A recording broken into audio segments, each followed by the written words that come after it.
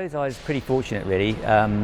My parents were in the Air Force. My father was used to fly the Hunter, the Lightning, and was brought up surrounded by aviation, and it just kind of rubbed off on me. One of the biggest memories I've got was sitting on one of the crash gates at RAF Tornado Pilot and watching probably 6 or 7 Lightnings scramble.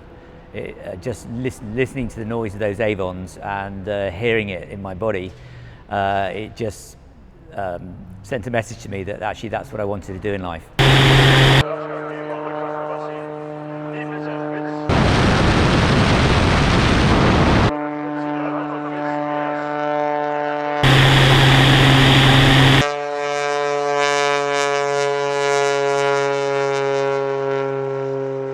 Then I went on to do the standard flying training in the Air Force, which was initially flying the Jet Provost, then the Hawk up at Valley, and then eventually on to the Tornado GR1, the ground attack variant.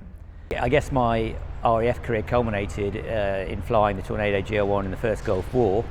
When you join the armed forces, you obviously anticipate possibly having to go to war, and it obviously became a reality. Nobody likes war, nobody likes going to war. And it was a real eye-opener for me, and I did some interesting and exciting things, probably a bit too exciting on occasions. I think we flew about 21 bombing missions over Iraq.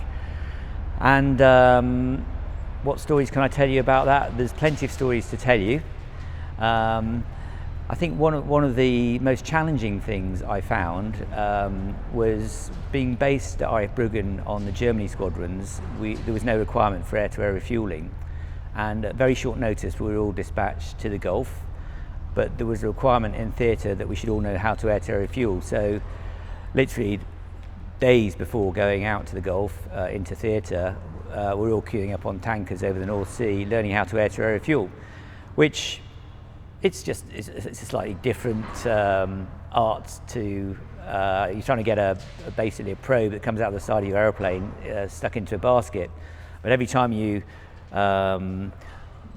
if you've got the probe here, every time you move a bit closer to the basket tends to, it's a bit like cat and mouse. So the idea is basically you start sort of 10 foot back and you aim top right and you drive in, and then hopefully the basket moves out to the probe and it all happens nicely in a coordinated fashion.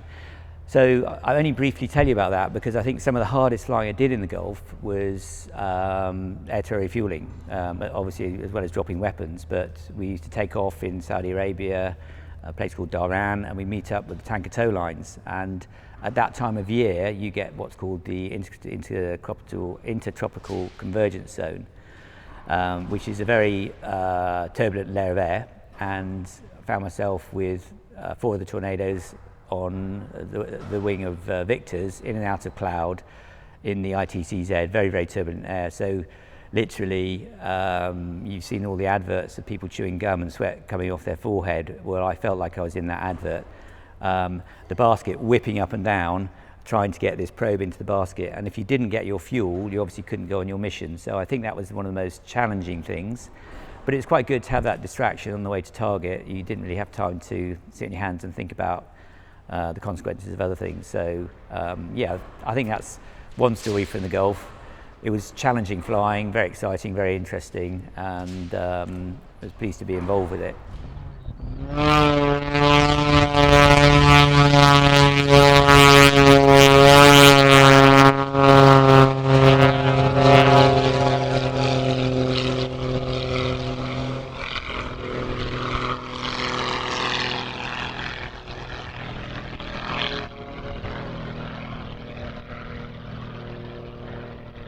Flying the Tornado, it was a beautiful aeroplane to fly, particularly at low level. It was very, very smooth and obviously very maneuverable, and we always used to love flying low level down the valleys, down past Ben Nevis and around the McCuntock Loop, which was a great challenge to come herring around the corner and then roll on 135 degrees back and then pull back down the other side of the hill.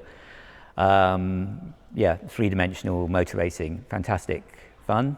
and an incredible airplane to fly. So I left the Royal Air Force in 1993, and really I'm indebted to the Air Force for much of my flying career and what the Air Force gave me. It gave me great training in leadership, and also great training in flying and airmanship. And from there I went on to join the charter aviation world. So having joined Air 2000 in 93, flew the 757 and then later on the 767, and then the airline changed into First Choice, and then it morphed again into Britannia and TUI.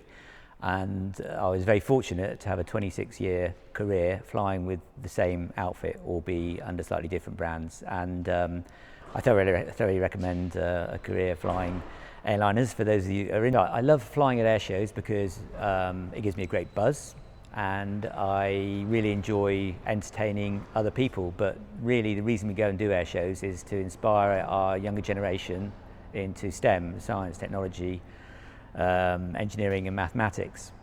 And I also find it a challenge. It's actually a challenge getting from A to B between air shows, and then remembering a sequence and flying a sequence and putting on a good show.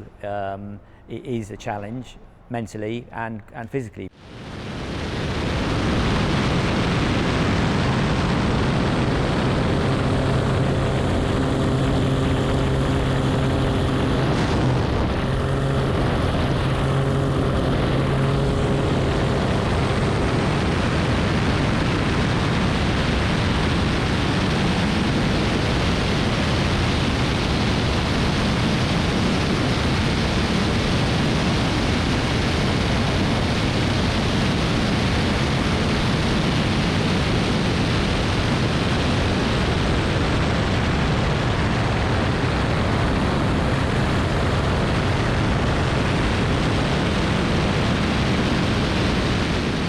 A bit of competition aerobatics with the Christian Eagle, and after a lot of investigation decided that I wanted to try and build and develop an aeroplane that was suitable for the UK airshow circuit, a bit of a muscle biplane.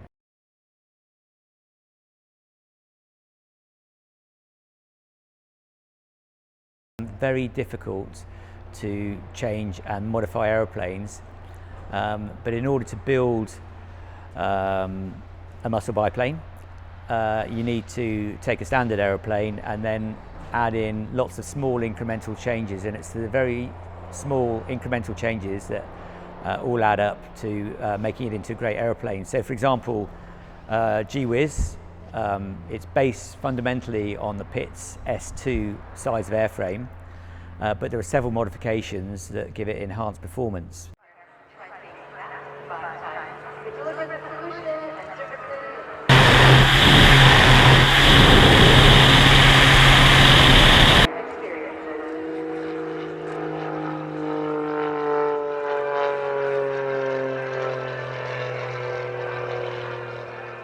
As a whole, it's nice when you come down and you've done the routine you intended to fly as a whole. But picking out an individual manoeuvre, I guess I like what we call the Tower of Power, which is where you steam in from a couple of thousand feet with lots of speed, doing a few rolls, and then you pull up into the vertical, do a few snap rolls, which tends to make a big ball of smoke. And then you get into a situation going vertically, rolling left with the torque of the engine, and then try and make the airplane fly backwards. And this airplane, well, most airplanes don't fly backwards, but it goes backwards. It can get up to about 50 miles an hour going backwards. And going backwards, having left a smoke marker, you try and fly backwards through the smoke. It's quite satisfying if you can do it, but it gives the public something to hang on to. You see a ball of smoke stationary there and an airplane going backwards through it. It's quite challenging to do it, but quite satisfying if it comes off. It doesn't always work. Sometimes it just ends up in a big ball of smoke. But I suppose that's one of my favourite aerobatic manoeuvres.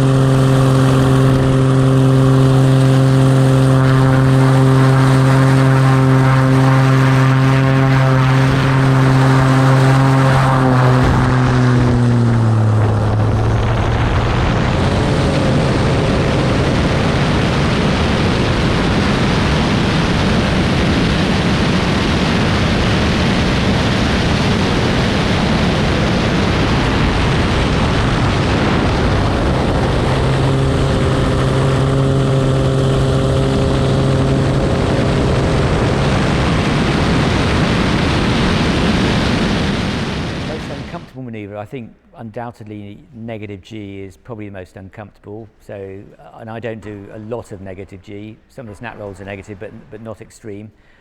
So I guess it's like a half an outside loop or something like that can be a bit uncomfortable, particularly if you've had 6 months off over the winter. But it's something that I'll continue to do because it looks very different. And also a negative G outside turn. It gives a different perspective when you're taking photographs as well of the aeroplane on the display line. How do I keep my orientation? I think I learned really from the British Aerobatic Association, it is very hard to get very disorientated very quickly. And the easiest way to stay orientated is I always try and fly exactly the same routine. I don't make it up as I go along. And as we talk about human factors nowadays, very much so in airline flying, and also I've incorporated it into my sort of aerobatic flying. So if something puts me off or I go slightly wrong, I will stop the sequence, reposition to a known point, and then start the sequence again. And the more you practice and learn a routine, the less chance you have of getting disorientated. Now, disorientation is something you can build a tolerance to, and you get used to orientating yourself. If you've never done it before and you go up and do a load of aerobatics, you're going to be pretty disorientated, but if you do it over and over again, and anyone can do this, you will know where you are most of the time. So it's really about practicing. I use a lot of visualization. I'll go through, sometimes I'm in the shower, I'll be walking backwards and forwards, imagining the routine that I'm flying and where I'm going to see the crowd line, where I'm going to see other features during the routine. And before most displays, I'll walk it through. So on the flight line in the direction I'm going to be flying it, and I'll lay down under the wing in a quiet place and visualize it in my head as to what the crowd are going to be seeing, where the aeroplane's going to be. So it's all about, I think all of those factors go in to help keeping you orientated. Well, I'm proud to say, with my new sponsor Sabio, it's been an incredible display season. Really, I couldn't really have asked for much more. So it started the season down in Torbay, in Cosford. I think we've done Blackpool, Southport, Bournemouth, Eastbourne, Clacton, RAF Cosford, if I haven't mentioned that one already, Bidford Wings and Wheels, and the Airability Armchair Airshow, which is fantastic show that they put on at the beginning of the season. So I think that covers most of them, but it's been a busy season. I'm proud of what we achieved, and I hope it's inspired some of our younger generation into the STEM type subjects. And not to mention Abingdon, which is where my sponsor has a great presence, and Sanacol, amazing to go and display in Europe. That's a really fantastic air show. My most memorable aviation moment, well, I was fortunately very lucky to have been in the Air Force, short service commission, 1,000 hours Tornado, and just before I left the Air Force managed to get permission from the boss to take my father flying in the back of a Tornado, which was, I think I had my son, who was 2 at the time. We had him dressed up in a little flying suit, my dad in a flying suit, and me, and I managed to take him round the North German plains, did a GCA at Jever, where he used to be based, on the Meteor and the Hunter, and dropped some practice bombs at Nordhorn Range, and flew low level around Germany. That was a thrilling experience for me, and I think it's a real eye-opener for him to see, how the sharp end had changed from his time when he flew Vampires, Meteors, Hunters and Lightnings.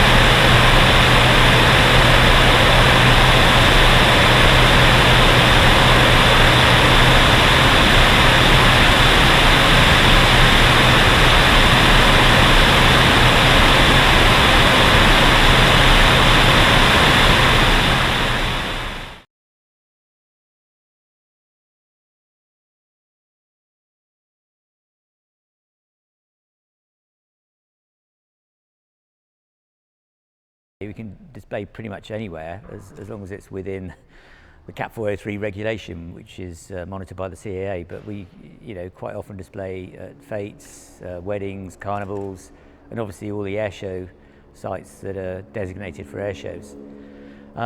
Interestingly, the other day I was asked to draw a heart in the sky while a doctor proposed to his wife, and that captured the imagination of the local Worcester newspaper. And fortunately she said yes, and I think it went down quite well. It was something slightly different, I suppose. He did it on top of Worcestershire Beacon, and I did a nice big heart in the background for him while he proposed. So that was nice. In terms of my favourite airshow aircraft, well, I love all aeroplanes, and I think every aircraft has its place on the airshow circuit. You can't just fill it with biplanes, fill it with jets, fill it with formation teams. So it's really nice to see a variety. Some of the biggest airshows do that really, really well. But I think I'd like to I think a special shout out goes to formation teams, because formation aerobatics, it looks great, and from a spectator's point of view, it looks dangerous and daring, but I don't think really many people appreciate how difficult aerobatics is in formation, and how much training is required in order to become very good and proficient at aerobatics in formation. I take my hats off to Team Raven, the Blades, the Red Arrows. Obviously they're professionally paid by the government, but all those teams produce a great show, and formation aerobatics is very difficult, and the only way you're going to understand how difficult it is by having a go at it yourself, which obviously not many people get the chance to do, but hats off to those formation teams. Yep. Yeah, just get involved with any aviation clubs, societies, activities. I think the Air Force will be calling out for lots of pilots, so once you've been in the Air Cadets, you can get involved with University Air Squadrons, apply to join the Air Force, or go down the civilian route and build hours, get licenses, go into commercial aviation. But I can aviation has given me so much in life. I'm indebted to the Air Force and the career that I've had within the charter airline world for everything it's enabled me to do in life. And I wouldn't be here doing all this aerobatic stuff, building these aeroplanes, without that behind me. So thank you to aviation.